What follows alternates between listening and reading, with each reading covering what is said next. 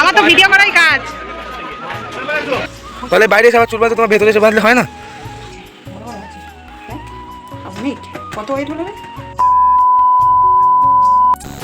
কিছু মানুষ আমাকে সহ্য করতে না পারলেও কিছু মানুষ কিন্তু আবার আমাকে ভালোবাসে। সো হ্যালো এভরিওয়ান, আমি টুম্পা। আমার নতুন আরও একটা ব্লগে তোমাদের সবাইকে ওয়েলকাম। আশা করছি ওদিকে তোমরা সবাই বেশ ভালো আছো। এদিকে তোমাদের ভালোবাসার আশীর্বাদে আমাদের দিনগুলো কিন্তু বেশ ভালোই কাটছে। তাহলে চলো আজকের ভিডিওটা শুরু করা যাক। তোমরা তো জানো প্রতিদিন আমার সকালটা শুরু হয় কিন্তু বাসি কাজকর্ম দিয়ে, আর ঠিক সেইভাবেই কিন্তু শুরু হয়েছিল, কিন্তু তোমাদের সঙ্গে শেয়ার করতে একটু লেট হয়ে গেল। আজ কিন্তু অনেক তাড়াতাড়ি উঠে পড়েছিলাম, কিন্তু ওই যে যতই তাড়াতাড়ি উঠি না কেন কিছুতেই আমি দুটোর আগে রান্না শেষ করতে পারি না। কি করব বলো, কাজের এতটাই চাপ, আমি না একা হাতে করে উঠতে পারি না। সকাল সকাল বাসি কাজকর্মগুলো সেরে নিয়ে স্নান করে চলে এসেছি দেখো রান্নাঘরে। আর একদিকে দেখো ভাত বসিয়ে দিলাম, আর একদিকে কিন্তু চা বসিয়ে দিয়েছি। আর এতটা পরিমাণে গরম হচ্ছে না, সত্যি কথা বলতে কিছুই যেন ভালো লাগে না। মনে হচ্ছে যেন শুধু ফ্যান চালিয়ে বসে থাকি, কিন্তু বাড়ির বউদের সে উপায় নেই। যাই হোক, কাজ করে তো খেতে হবে, তাই না বলো? তো যাই হোক, এদিকে দেখো চাটা তো আমার হয়ে গিয়েছে, আর এদিকে কিন্তু ভাতটাও ফুটে গিয়েছে। আর আমি চা খাচ্ছি, ততক্ষণ দেখো আমার ছেলে ডালটা বের করে ফুটিয়ে নিচ্ছিল। আসলে কাল রাতে করেছিলাম ছোলার ডাল, আর ওই যে ছোলার ডাল করি আর ঘুগনি করি, বেশি আমার থেকেই যাবে। আর তাই টিফিনে আজ এটা দিয়েই আমরা টিফিনটা সেরে ফেলবো। আর এদিকে দেখো ভাতটা কিন্তু আমার হয়ে গিয়েছে, তাই ফ্যানটাও কিন্তু ঝাড়িয়ে নিলাম। আর ওদিকে তো মাকে টিফিনটা দিয়ে এসেছি, আর এদিকে কিন্তু ছেলেকেও খেতে দিয়ে দিয়েছি, আর সাথে সাথে আমিও কিন্তু টিফিনটা সেরে নিলাম। আর তারপরে দেখো টিফিন করে নিচে চলে এসেছি রেডি হয়ে।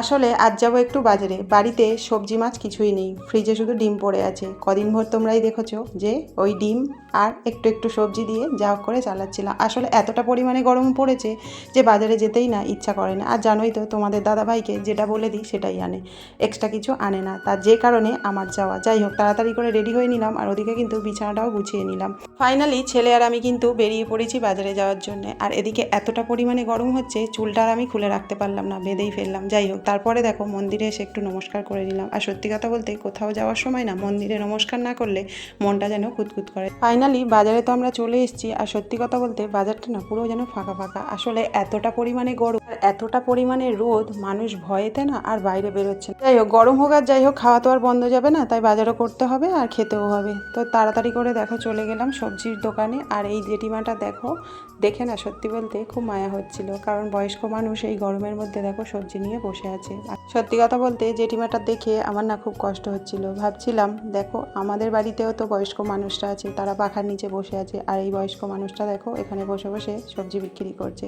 জেঠিমাটা থেকে সবজি নেওয়াতে জেঠিমাটা না খুব খুশি হয়েছিল, বলছিল যে আজ সকাল থেকে 500 ঢেঁড়স ছাড়া একটুও বিক্রি হয়নি, তুমি মা এসে আমার কিলো কিলো মাল বিক্রি হলো। যাই হোক, আমিও ভাবলাম যে বয়স্ক মানুষকে একটু হলেও হেল্প করলাম। যাই হোক, তাতে আবার তোমরা কেউ অন্য মন্তব্য করো না যে টাকা দিয়ে মাল কিনেছো আবার হেল্প করার কি আছে। যাই হোক, আমি তো কিনেও হেল্প করলাম বলো। সত্যি কথা বলতে তোমরা জানো আমি অন্য দোকান থেকে মাল কিনি, কিন্তু ওই যে আজ ভগবান আমাকে কিন্তু ওনার কাছে পাঠিয়েছে। যাই হোক, তারপরে দেখো সবজি নিয়ে আমি কিন্তু চলে এসেছি মাছ দোকানে। ফাইনালি মাছ তো আমি নিয়ে নিয়েছি, আর দাদাটা আমার সঙ্গে ইয়ার্কি মেরে বলছে মাছ যদি পচা হয় তাহলে তুমি ভিডিও করে নাও, ঠিক আছে? সত্যি কথা বলতে বাজারে কম বেশি মানুষ আমার ভিডিও দেখে, আর সবাই কিন্তু আমার ভিডিও দেখতে খুবই পছন্দ করে। যাই হোক, ভালো লাগে।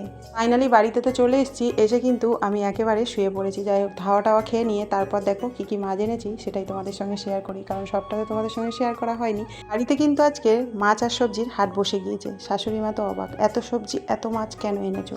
কিন্তু আমি বাজারে যাব আর বেশি করে আনবো না, এটা কিন্তু হয় না। সত্যি কথা বলতে আমি আবার রোজ রোজ বাজার যেতে পছন্দ করি না, একসাথে বেশি করে কিনে আনবো। যেহেতু আমার ফ্রিজ চলে প্রতিদিন, তাহলে আমি ফ্রিজেই রেখে দেবো। এদিকে দেখো কিছুটা পরিমাণে পাবদা মাছ নিয়েছিলাম, প্রায় 1.5 কিলোর কাছাকাছি। আর সাথে নিয়েছিলাম অল্প করে একটু রুই মাছের পেটি। আসলে শাশুড়ি মা আর ছেলে পেটি খেতে ভীষণ ভালোবাসে, তাই ভাবলাম পেটিটা আজ রান্না করবো। আর কী কী সবজি এনেছি সেটা তো তোমাদেরকে দেখিয়ে দিলাম। যাই হোক, তারপরে সবজি নিয়ে মাছ নিয়ে ওপরে চলে এসেছি। আর এদিকে দেখো কড়াইতে কিন্তু তেল দিয়ে মাছগুলো ভাজতে যাব, এমন সময় দেখি ওই যে প্লাস্টিকের মাল 20 টাকা এই ব্যাপারই এসছে। তো ছুটে চলে এসছে নিচে, আর এসে কিন্তু দেখছিলাম কি কি আছে। যাই হোক, কিছু নেওয়া হয়নি, কারণ সব কিছুই যেন আছে, নতুন কিছু পেলে অবশ্যই করে নিতাম। যাই হোক, তারপরে ওপরে এসে দেখো মাছটা ভেজে মাছের ঝোলটা বসিয়ে দিয়েছি। আর এদিকে এতটা পরিমাণে গরম হচ্ছে না, সত্যি বলতে সহ্য করতে পারছি না। ফাইনালি দেখো আমার মাছের ঝোল হয়ে গিয়েছে। এবারে উচ্ছে চচ্চড়িটা বসিয়ে দিলে রান্না কিন্তু আমার কমপ্লিট।